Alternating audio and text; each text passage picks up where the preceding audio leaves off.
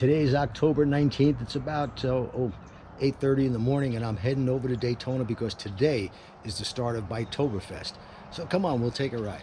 Since I'm always asked by, at least from people in Florida, what's the best way to get to Daytona, because everybody knows you could take the interstate and the turnpike, etc., but these are the best roads I've found. I take from my house US 41, passes through Floral City. Floral City is where all of the floral arrangements in America come from.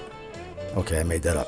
Then I take 44 to Inverness, 301 for a stretch, not too long, probably 8 or 10 miles, and then up to 42 through the villages. This 42 is about the nicest road, and it goes for about 65 miles. Wind up going to 44, and then to 17 to 92, and right into the Speedway. I was surprised to see at the Speedway that it was pretty crowded. A lot of bikes there. They had many more vendors than they had in the past couple of years. Talked to some fans there as well, and pretty much just rode through and then headed up to Main Street. And this is Beach Street. This used to be vendors on both sides of the road, but a couple of years ago they stopped all street parking for motorcycles, so that was the end of it for the vendors. And of course the city lost tons of money because they would charge like $1,000 just for a permit, plus you had to pay for your spot another couple of $1,000s. So here I'm heading over one of the bridges. There's I think 5 or 6 bridges that take you over to US 1, but this one is going to lead me right into Main Street, which by the way wasn't crowded. This is Thursday morning. It's probably around 11:30, and there are people there, but a lot of people go on to Main Street early in the morning and they park their bikes there. So they come back later at night because 5, 6, up till 2 o'clock in the morning, it'll be packed with people.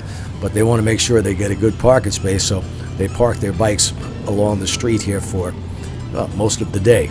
I don't know how they get around then. Maybe they rent a motorcycle to ride, or they got motor scooters and all kinds of stuff to rent. But this is Main Street, and if you're not familiar with this, when it's not Bike Week or Biketoberfest, almost all these businesses are just closed up. They only open, a lot of these are just rented for that period of time. There's a couple of bars on the street that are always there, but not much business other than Bike Week or Biketoberfest. For Thursday, this is pretty crowded, especially for the time of day it is. So I'm imagining the nights there are going to be jam-packed, and it could take you 45 minutes just to go this, I don't know, couldn't be more than a mile to where you end up on A1A. But at night, yeah, it's going to be bumper to bumper. Your bike's going to heat up. So yeah, better to park your bike in the morning and just walk down the street. After leaving Main Street, I headed south on A1A.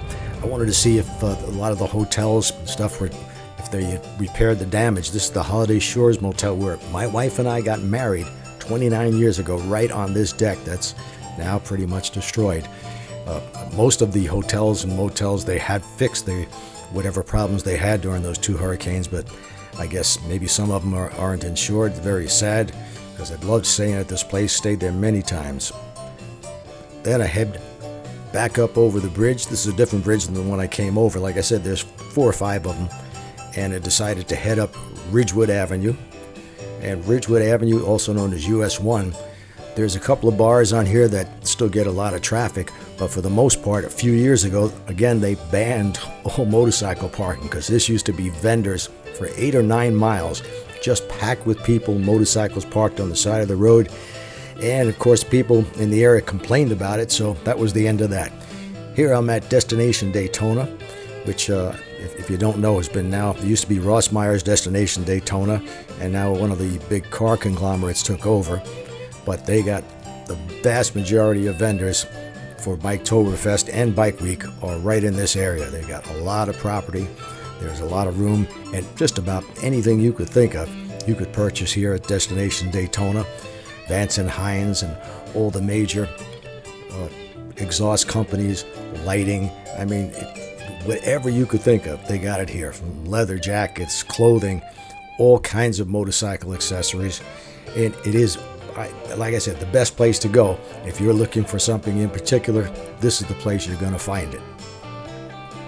It would probably take you 3 or 4 hours, maybe longer, to see every one of the vendors and to see everything they have there at Destination Daytona. By the way, it's now called Teddy Morse's Daytona Harley. I'm sure Teddy's a big biker. I don't know. I have no idea. But I decided I had to go inside because usually in the state of Florida, this dealership got the biggest allotment of Harley Davidsons throughout the years. So I figured I'd go inside, check out, see what they got. Even when bikes were hard to come by during COVID, they still had a pretty good stock of motorcycles, brand new bikes as well as used bikes. And they do a lot of custom work. I initially looked at this bike and I thought it was the new CVO, but no, it's just a similar paint job. The same thing with this red one. Beautiful paint job, by the way. And every model you could think of in every color combination. This is the Lowrider ST section, and there's more of them as well. But they have the best stock of motorcycles I've seen in years. In fact, most of the Harley dealers right now are well stocked with bikes, no question about that. The shortage is long gone. As far as price, well, I don't know what they charge over dealer MSRP or for prep or anything like that. I didn't check, but I'm sure they, like most dealers, do charge over MSRP if they can get away with it. But like I said, if you're looking for a new Harley Davidson, check out their inventory because they've got them all in every color combination you could possibly think of. Next, I headed upstairs, and yes, they do have an escalator. In years past, when Ross Meyer owned it, there was a lot of collector motorcycles, and they were generally kept up on a pedestal, so you really couldn't get near them. And I was curious to see if, when they sold the place, that they sold every single thing in it. By the way, a lot of big shoe section there for the ladies. Could spend hours there alone. But yes, now they've got all the bikes there. The classics sitting right on the floor. I think they call that one the Gray Ghost, if I'm not mistaken. And Serva cars. You almost never see those on the road, but they were very popular in the 50s. And you could walk right up to these bikes. I don't know if they let you sit on them. There wasn't any sign saying you couldn't.